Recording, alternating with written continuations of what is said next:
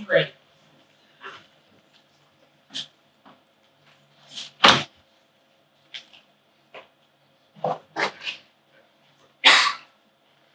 $27,000 square miles.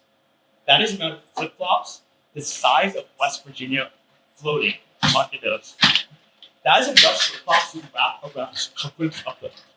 And today we're working with Ocean Soul to think about how we can further their mission on cleaning up the oceans and how we can further clean up the oceans and turn waste into art. Hi, my name is Pavan Kolodros. I'm Jacob Vapor. I'm Chris Bridge. I'm Rahul Kapoor.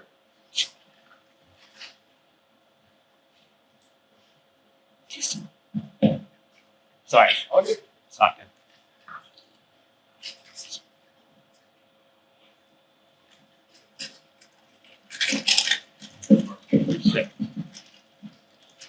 Today we're going to be working with Ocean Soul on how we can expand internationally while keeping true to their brand values. And our circular partnership model works in a three-pronged approach. First, with workforce engagement. Next, leveraging local culture. And finally, channel partnerships with Brazil. I'll pass off to Daniel here for our background. Yeah, so before diving into our recommendation, we believe that it's incredibly important to learn more about what Ocean Soul is. To touch briefly on their business model, Ocean Soul was founded in 1999 to combat ocean pollution in Kenya. Volunteers are paid 30 cents per kilogram of flip-flop waste they pick up around Nairobi's numerous beaches. This flip-flop waste is then given to Nairobi's artisan community, where they convert it into sculptures, such as rhinos or elephants or other cultural symbols, which are then sold to retail buyers, to wholesale clients, and to institutions, such as museums or even a Honda dealership. Now, the important question that we're here today to answer is how can Ocean Soul expand internationally while staying true to its community roots and environmental mission? To solve this expansion problem, we created a 5-tier criteria scorecard based on the following recommendation frameworks. The first of which is the regulatory framework, the funding tailwinds that are apparent in the country we choose to expand to, the artisan community that can actually convert this waste into products, the employment environment of individuals who can actually pick up this waste, and finally, the consumer base that is able to purchase our artifacts. With these criteria, we created a scorecard. Here you can see the 3 countries that we have looked into to expand to, which are Brazil, Colombia, and Guatemala. Even though Brazil is not perfect and has some regulatory challenges, we believe that Brazil is the perfect place to expand to because of its positive funding tailwinds, such as a bank actively promoting the development of environmental solutions, a strong artisan community that Rahul will talk more about, a strong employment environment with thousands of contadores who are able to pick up plastic waste around the country, and finally, a strong consumer base that Pavan will talk more about, with an emphasis on many corporations that are based there and a strong flip-flop community. So as you can see, Brazil has come on top with a score of 23 compared to the other countries and even outranked Kenya in some of the categories this time. But looking at Brazil's demographics, there are a few key things that we believe is important as to why Brazil is the best place to expand to. 30% of residents in Brazil care about environmental issues and prefer to buy environmental products. Additionally, there's a very strong flip-flop culture there, with Havaianas based in the country and a very strong and lax environment of people wearing them around the cities such as Rio de Janeiro. So now looking at Brazil by the millions, 11.3 million tons of plastic waste are produced annually throughout the country of Brazil, which gives us a steady stream of plastic waste to develop our into.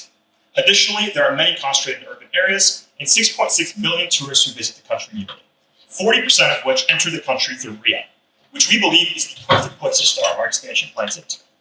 There are over 90 nature sites located around the vicinity of Rio and a strong urban environment where millions of people can come and purchase our products and actively clean up these sites that they hold dear to them, improving our impact in such a great country. And now I'll pass it off to Chris to talk about our solution. Thanks, Daniel. We implement a 3-pronged strategy. The first is how can we engage Brazil's workforce? The second is how are we able to leverage Brazil's rich local culture? And finally, how are we able to create partnerships with Brazil's great businesses? First, let's talk about workforce engagement. Catadores are the backbone of Brazilian waste collection. These 800,000 individuals, however, lack basic necessities because they're oftentimes outcasted from Brazilian society. No access to formal education, healthcare, labor contracts. We see this as an opportunity for Ocean Soul to impact these workers' lives. purchasing our flip-flop material from them, we are going to be able to not only have a positive economic impact, but also bring them into the Ocean Soul community and continue to advance the workforce. The primary engine of this partnership will be Catadore co-ops. There are over 2,500 that exist throughout Brazil, which are collections of Catadore workers that are member-owned and operated, which combine various recycling materials together, negotiate favorable pricing, and also provide more livable wages. We can be a respectful partner that will be consistent and respectful to the amount of funding that we are going to provide to them and pay at rates that are far above Brazilian minimum wage. We also recognize that Catadore co-ops currently collect no flip-flop waste because there are no buyers. We will fill that buying gap and be an extra revenue stream for these co-ops. We also are excited about further developing this Catadore workforce by peer-to-peer boot camps with our successful Kenyan artists and flip-flop waste processors. Through employee mentorship, like financial literacy programs and online engagement. And we believe workers will buy in because of this path to upward mobility. From starting as an unskilled waste collector to moving all the way up to an Ocean Soul brand ambassador, further cementing our vision of becoming a primary social engine, positive change in Brazil. We also see this impact as being incredibly scalable over time.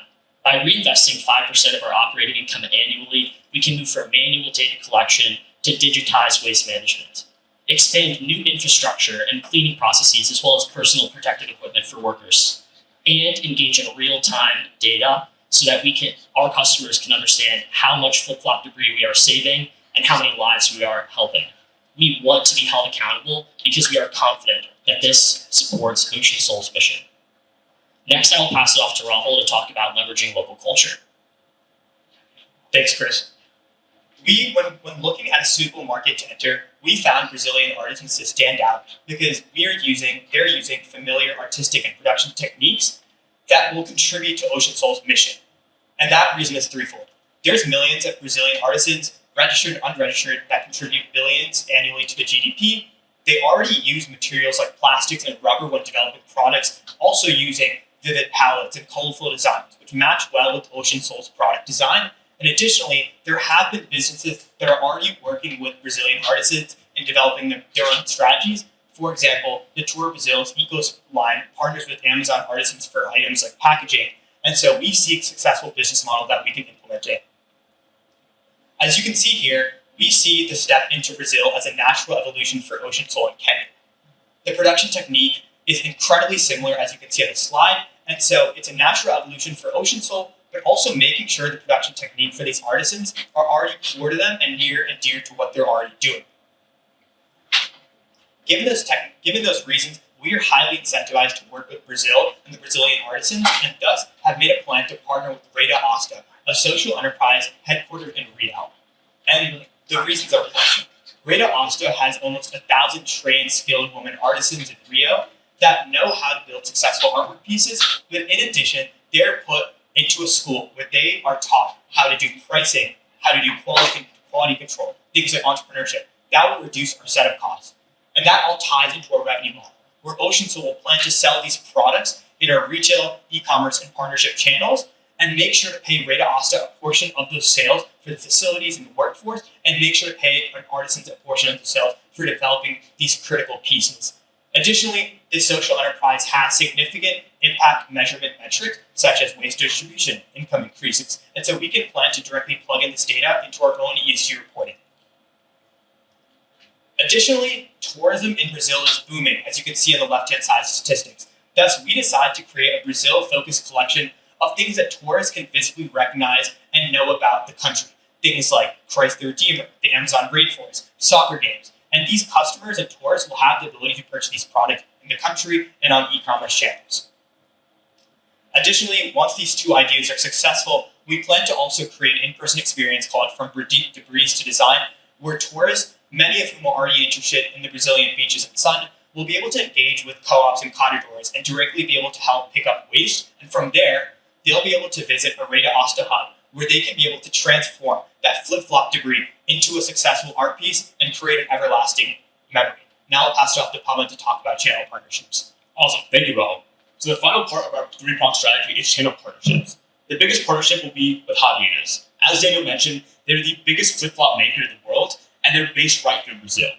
They sell over 250 million pairs of flip-flops every year in over 120 countries, and they're highly aligned with our goals in ESG and innovation, as they spend over $35 million every year on internal innovation and external ESG and CSR efforts. Our involvement with them will be multi-tiered. First, we partner with their recycle efforts, which is recycling boxes that they place in all of their stores and their hub cities, where customers can recycle old Havaianas and any flip-flops and easily buy new pairs. We would have some of those flip-flops be donated to Ocean Soul as startup material and capital for us to be using. We could also work alongside the corporate CSR framework as potential areas for investment as Ocean Soul enters the Brazil waste management space. Additionally, they can be wholesale clients as their missions align strongly with ours, and we could partner with them to have large one-time installations in places like their headquarters or large flagship stores. And finally, we could look into having a Havaianas exclusive collection of limited edition items that are made exclusively with recycled Havaianas and with items that represent the brand. We could go into more customer segments, looking into our retail and typical individual customers. We look at Aqua Rio and the Museum of Tomorrow, two of the largest cultural immersion installations in Rio, and in a marine aquarium and a science and sustainability museum, and have a line focus on biodiversity, marine conservation, and a waste to art narrative. When we look at the institutional client customer segment, we can work with Brazilian national and local soccer teams, as Rolf mentioned, are a cornerstone of Brazilian culture and provide high visibility to new customers. We can also work with our international airport to have large installations and have customers correlate travel to Brazil with the products that they can buy from Ocean Soul about the country.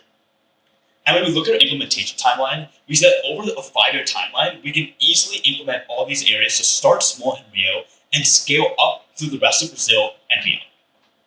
Looking at some risks associated with this, we have 3 main risks associated with each of the 3 strategies we presented.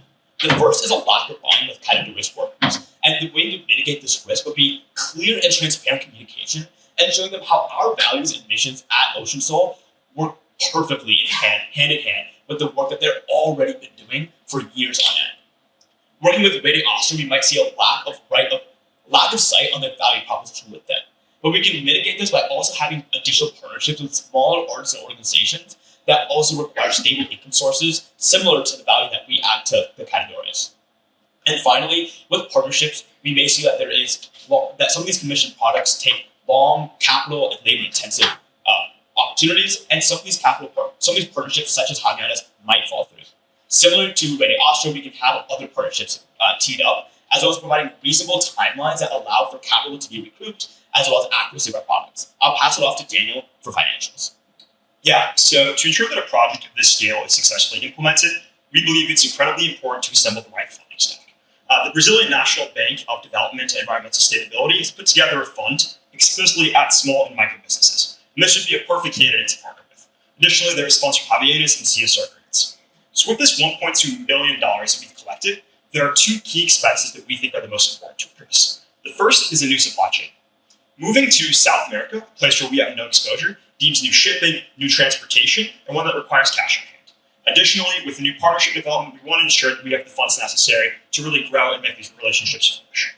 We're looking at our costs. We envision about $300,000 in costs in the first year, and that gradually scale up to $340,000 in year 3. With some trade-offs, but ones that ensure that we are pursuing measured growth over aggressive scale. Looking at our financials, we turn a profit in year 4 and have significant free cash flow in year 5. But looking at the 10-year return on our investment, we see cumulative profit of $1.06 million by year 10, which is a return on our investment of 2.8 times.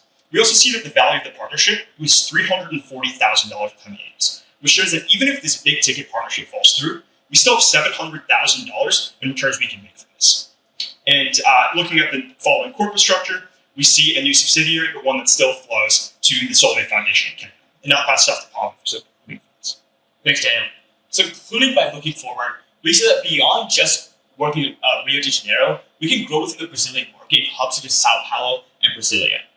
We can continue global expansion to Australia and Asia and use the successes and failures of our Brazilian expansion as a guidebook on how to better succeed in these areas, such as utilizing different waste types native to these countries and tailoring our approach to maximize impacts.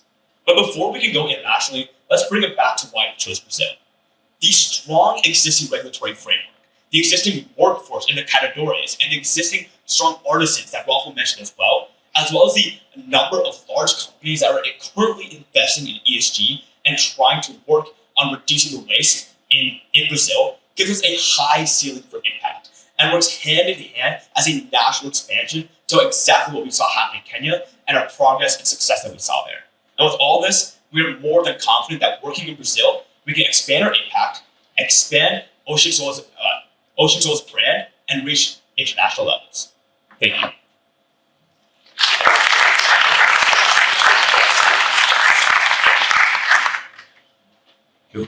Thank you. Good job, everybody. I'll start with one question. Javier, I think that was an interesting idea. Can you tell me more about, if their flip-flops are contributing to the waste, how are they going to feel about you guys coming into them and saying, hey, now we're going to change your practices? Can you walk us through that?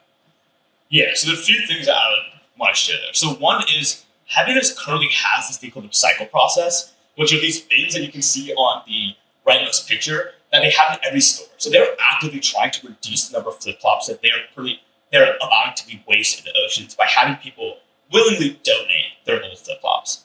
On top of that, Happiness is investing heavily into ESG efforts, which I believe Happiness is investing, like I mentioned, over $35 million every year in internal innovation and sustainability ESG efforts by funding these smaller companies through a CSR framework. So our partnership with them would be to help them work alongside that and, one, use the recycled flip-flops to turn that into art that we do, and two, clean up the waste that their old flip-flops might be contributing, and their CSR grants to us would help fund that. So we see this being a very hand-in-hand relationship with them to help them work towards a mission that they've already stated they're working towards, and you can clearly see they're already making steps towards.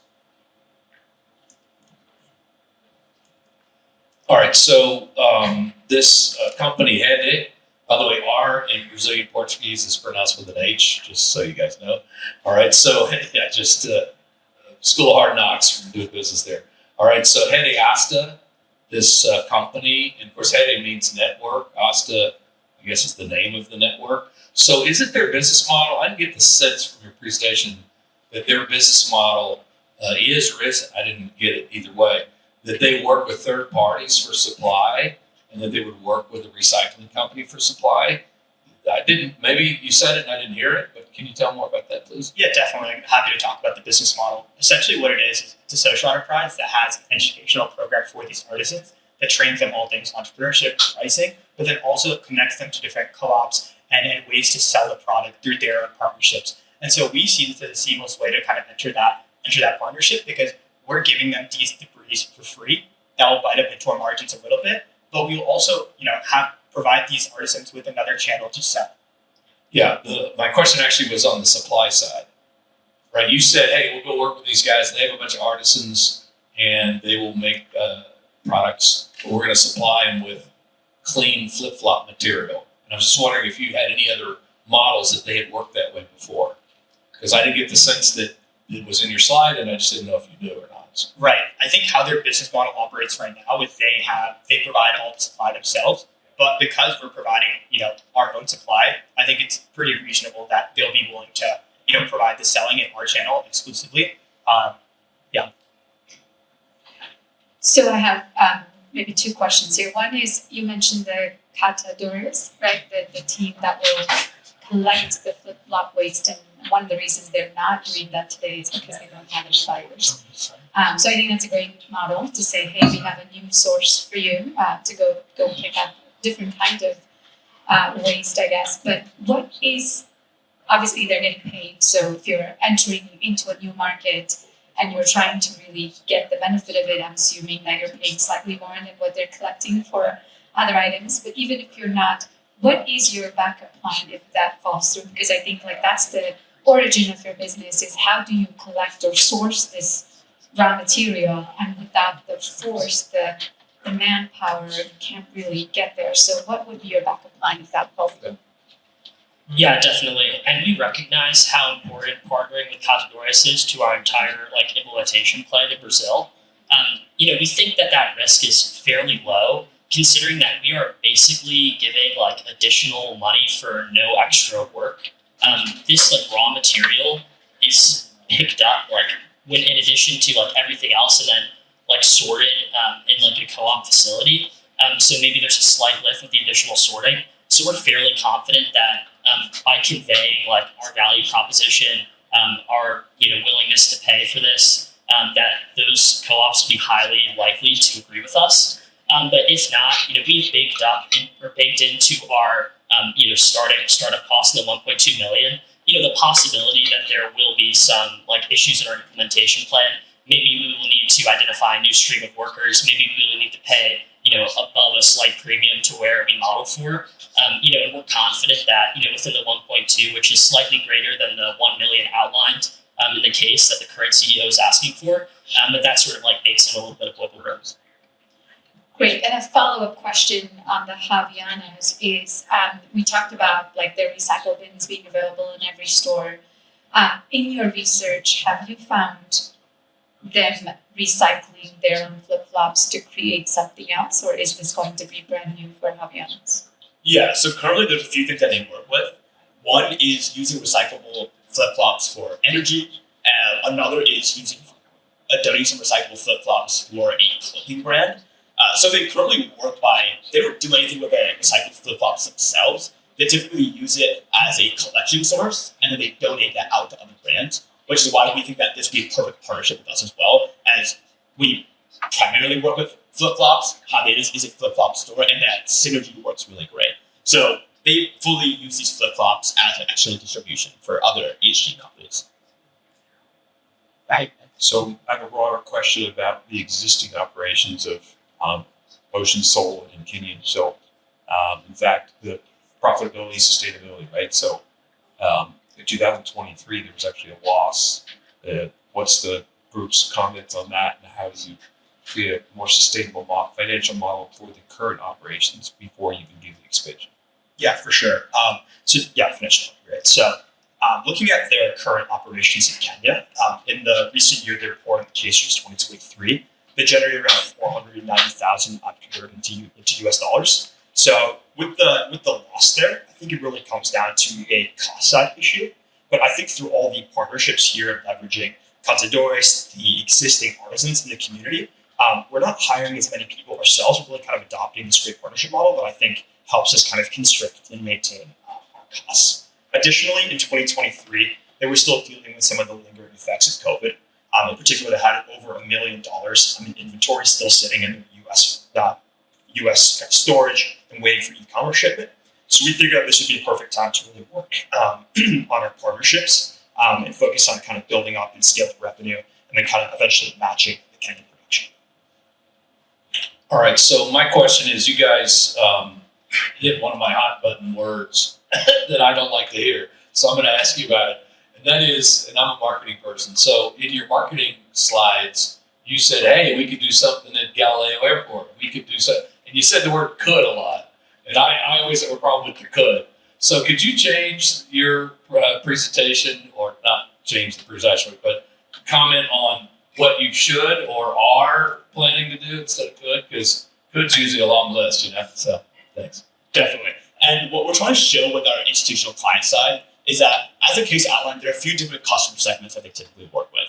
Institutional clients are typically these larger organizations or cultural places that buy these one-time major custom installations. And what we're trying to show here is that these are only a few of the many opportunities that we have. The reason we pick these two is because these are areas where we believe there's a strong correlation with the brand and the image that we're trying to show and the opportunity for us to grow. For example, Rio Airport being an opportunity to correlate travel with Ocean Soul, and the national local soccer teams being an opportunity to provide high visibility to a lot of people at a cultural cornerstone of Ocean Soul.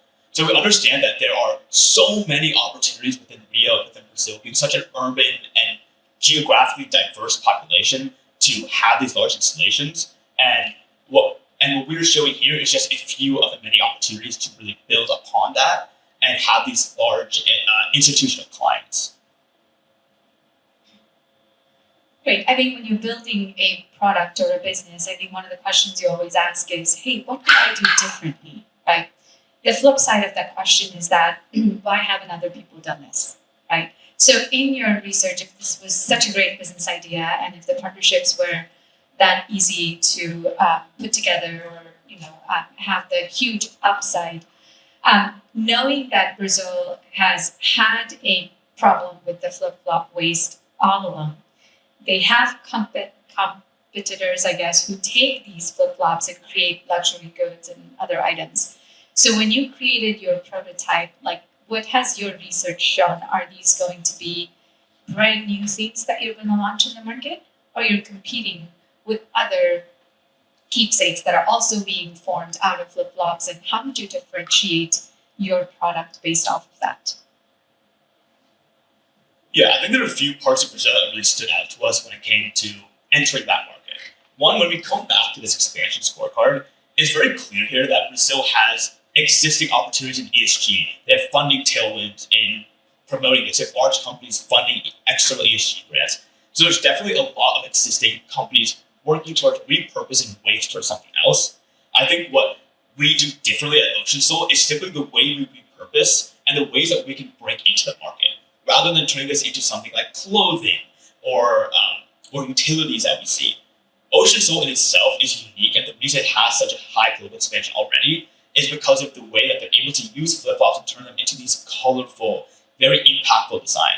So we're not going to be the first player of repurposing waste in Brazil, but we're going to be unique in the way that we do it and the way that we continue to grow among Brazil and grow among South America, kind of keeping true to our core on what succeeded in Kenya and continue that forward. But we have the opportunity to tap into all the existing infrastructure laid by our predecessors, which makes our job more efficient. Steve, you did first. All right. I think I just want to, my last comments for you guys would be great presentation, really well organized thoughts and lots of good research and great. I think my only thought would be that look at the cost structure a little bit more and how you would really make it profitable. I think your 5-year plan looks good looks believable in terms of, hey, what you could achieve. But I would also like to focus on things that could actually fall apart, like what would not work for you. And if nothing worked, right, then what would still keep you going, right? Just thinking about that and building it. But I really enjoyed it. Thank you. Thank you. All right, yeah, so very professional. I don't know if you guys are seniors or not, but whoever you're going to work for next year, if you are, is very lucky because you guys are very, very impressive. When I was your age, I was nowhere near where you are. and I think I've had a pretty good career, so really impressive, you guys. So my comments really revolve around, again, you guys have really good thoughts for sure. Your creativity is really excellent. And, the Brazilian market, I think, of the three is the right market. So I think you picked the right one. And I did this in Brazil. I hadn't taught in Brazil, I don't know, I've been there 50 times maybe. So I've been to Brazil a lot. And my sense of it, and when I was developing business down there, I spent as much time in Brasilia as I did in Rio, Sao Paulo, Curitiba, wherever, because everything runs through the government.